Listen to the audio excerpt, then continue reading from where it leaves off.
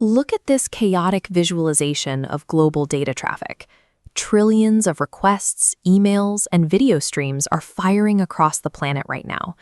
For completely different devices, like a smartphone in Tokyo and a server in New York, to understand each other, they rely on strictly defined conceptual frameworks to organize that communication. If you work in IT, you will inevitably run into the two dominant frameworks that govern this process: the 7-layer OSI model and the 4-layer TCP/IP suite.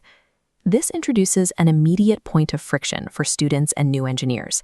You are asked to spend hours memorizing a highly theoretical 7-layer blueprint, only to be told moments later that the actual modern internet runs on a simpler 4-layer standard.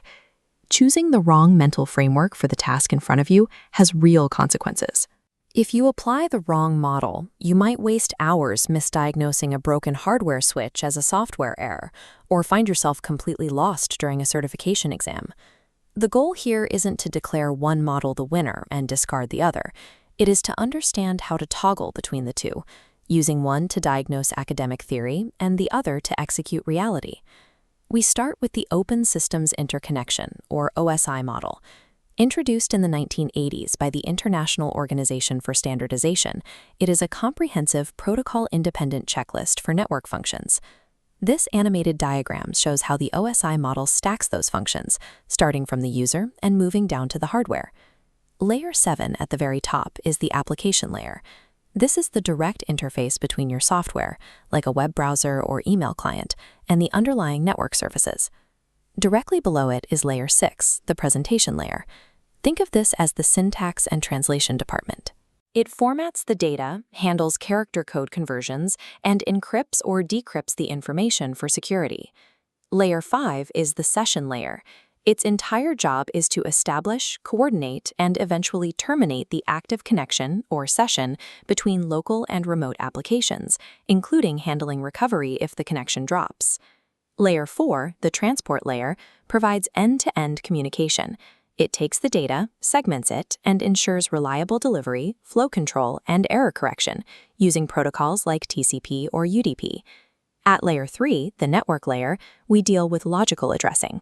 This is where the Internet Protocol, or IP, lives. It determines the best physical route for your data packets to travel to reach their destination network. Layer 2 is the data link layer.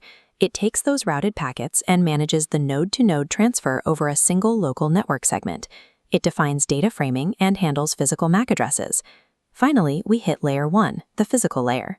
This is the actual hardware: the cables, the switches, the voltages, and the raw binary bits transmitting over the wire or through the air. At each of these highly specific layers, devices exchange data in distinct, standardized formats known as protocol data units, or PDUs. A strict 7-layer separation is incredibly rigid for daily operational use. However, that exact granularity makes it the ultimate diagnostic magnifying glass. When you need to isolate a complex bug, OSI lets you rule out issues one specific layer at a time. While OSI is perfect for theory, the TCP/IP suite is the older, real-world engine created by the Department of Defense. It is the framework that actually powers the modern internet. Looking at this side-by-side comparison matrix, with the TCP/IP models sliding in on the right, you can see how it trades strict granularity for operational efficiency.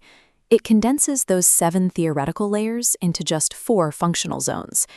Notice how the top 3 OSI layers, application, presentation, and session, are completely combined into a single unified application layer in TCP/IP. Moving down, the transport layers operate largely the same in both models. Below that, the OSI network layer maps directly to what TCP/IP calls the Internet layer. Finally, TCP/IP collapses the bottom 2 hardware-focused OSI layers, data link and physical, into a single consolidated network access layer. This compression highlights a clear trade-off. TCP/IP is highly streamlined, allowing for rapid daily configuration and fast cloud deployment. But by combining layers, it sacrifices the ability to easily pinpoint specific, granular hardware-to-software translation errors. TCP/IP doesn't care about strict academic boundaries. It prioritizes the functional internet protocols that engineers actually type commands for every single day. Regardless of which mental framework you prefer, the physical journey of the data remains exactly the same. They both follow a strict life cycle that begins the moment a sender clicks a button. This animation demonstrates encapsulation. When you send an email, the raw data starts at the top application layer and flows downward through the stack. As it passes through each tier, that specific layer slaps its own unique metadata header onto the data block. These headers contain precise routing and handling instructions for the network. Here, inside a fiber optic cable, you can see the result. Once fully encapsulated, the data reaches the physical layer, where it is converted into raw signals and transmitted across the physical medium at light speed. When those signals hit the receiving device on the other side of the world, the entire process runs in reverse. We call this de-encapsulation. Returning to our diagram, you can see the data as it moves back up the stack. Each receiving layer reads its specific header instructions, executes them, and then strips that metadata away before passing the payload higher. This shedding continues sequentially until the pristine, original data is successfully delivered to the receiving user's application. Adding all that metadata requires overhead.